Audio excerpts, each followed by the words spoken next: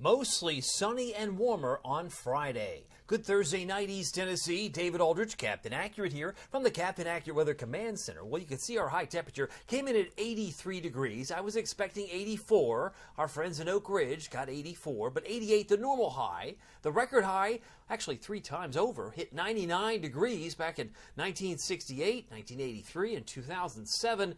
We started the morning off a little cool at 60, which put us 7 degrees below normal at least this morning and 5 degrees below normal for the afternoon. So a high today of 84 in Sevierville, Pigeon Forge, and Maryville, 84 in Tellico Plains. It was a bit warmer in Athens, McMinn County at 86, while our friends in Morristown 82 and Crossville at 81 degrees. You take a look, generally the picture as far as our highs, we've had now 5 days, if you count the 83 today. We had 80 yesterday, 78 on Tuesday, and so on. So we've had 5 days now in a row where it's been below average. But we have had 9 days at 90, which we'll revisit here in just a moment. We are going to be going back to a summer pattern, and that might be an understatement indeed. The ultimate Doppler radar, presented by your local Marco's Pizza, is not showing any rain. We got a little bit of ground clutter, a little bit of noise there, but all is quiet and will continue to be for tonight. By the way, if you haven't had dinner, maybe you want a late night snack and you're looking for some delivery, Marcos.com, may I suggest to you,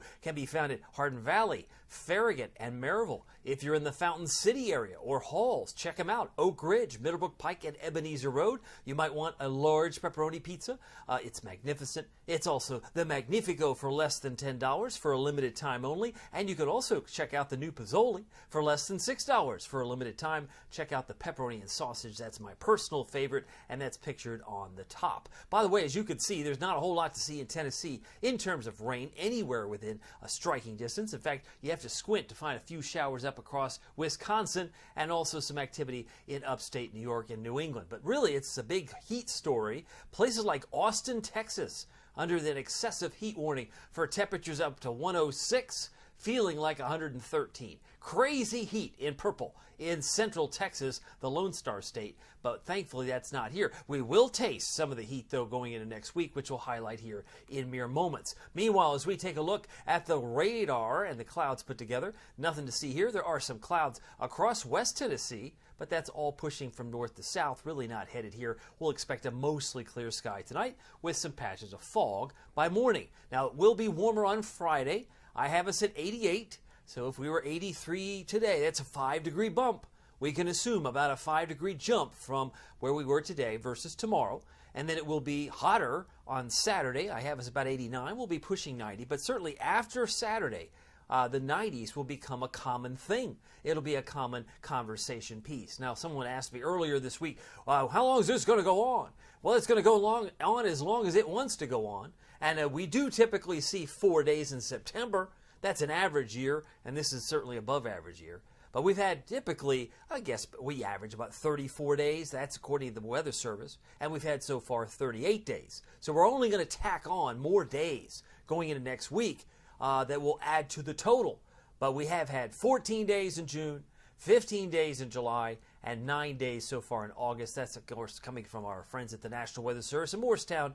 So we're already 4 days above normal at this point in the calendar. By the way, the other big story will be the ragweed, which I suspect, and I fully expect, will be coming on. We'll call it raging ragweed. You say, it's bad now. Oh, you wait. Wait till we get to Sunday, Monday, Tuesday, when the heat really pours on in the mid to upper 90s. Yes, I said upper 90s. It's going to come on like gangbusters. So if you're not aware, or maybe you're not quite sure, the symptoms can be numerous, right? There could be a stuffy nose, a sore throat, itching and wheezing and sneezing. It could be all sorts of things.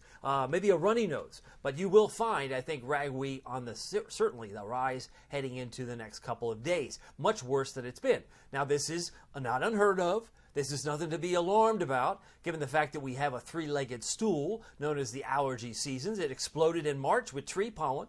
Then usually May 15th to June 15th, it explodes in the grass pollen. Some are allergic to all three, but some are really susceptible to the ragweed. And it's not going to go away anytime soon. You got to wait till your first frost, and that doesn't usually occur until late October, so you usually have to wait quite some time to see it disappear. But it will peak usually around Labor Day and shortly thereafter. By the way, the Futurecast shows the big bubble, no trouble, hiding behind my banner in Ohio. So we're going to keep things nice and dry tonight. Going to keep it nice and dry tomorrow. And all the rain, if there is any rain, seemingly wants to show up in sprinkle form around Bowling Green, maybe act to the west of Tennessee, or really west around Jackson. But I really don't see much in the way of hope for rain for the next couple of days. So it's going to be one of those dry periods. Well, it just gets progressively hotter, and over time, it will get progressively more humid. So it's going to be a twofer, where it's not just the heat, it's the humidity. That's what many of you are going to be saying by the time we hit Tuesday night, Wednesday night, Thursday, and so it goes, because overnight lows will be around 70, and it's going to feel every bit of summer still yet to come to play. So it maybe had a little bit of a retreat, but like I've said before, if you don't take advantage of those opportunities, sometimes you feel like you missed out. By the way, could we have some fog in the morning? The answer is yes. Yes. Some areas in white might suggest plateau and foothills, but I think anyone is fair game to find or encounter a little bit of patchy fog first thing on Friday. Nothing too debilitating, but we'll watch that all the same tomorrow morning. Here's your forecast. Low temperature tonight, 60. That's where we were this morning. Mostly clear. Oh, by the way, record low is nowhere within striking distance. That dates back to 1930, and it was 54 degrees. So that stays intact. That will stay intact. Mostly clear, a little bit of fog, touch of fog tomorrow morning, late tonight. 60 for a low in Oak Ridge. Looking for a low in Sevierville. Pigeon Forge, 59. Seymour, 59. Newport, Dandridge, Jeff City, around 59 degrees, and 58 for Crossville for an overnight low tonight.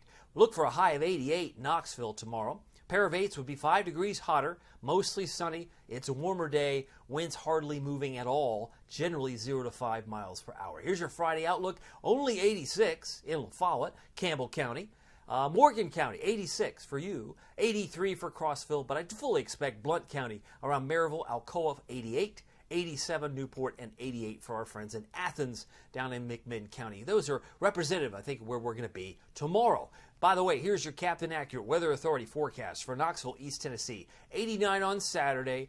Again, we're pretty close to 90, maybe academic, but 91 on Sunday, and then it's up and away. Next week, oh my. Oh yes, and it's raging ragweed season, because Sunday, Monday, Tuesday, some people are going, man, I'm down for the count.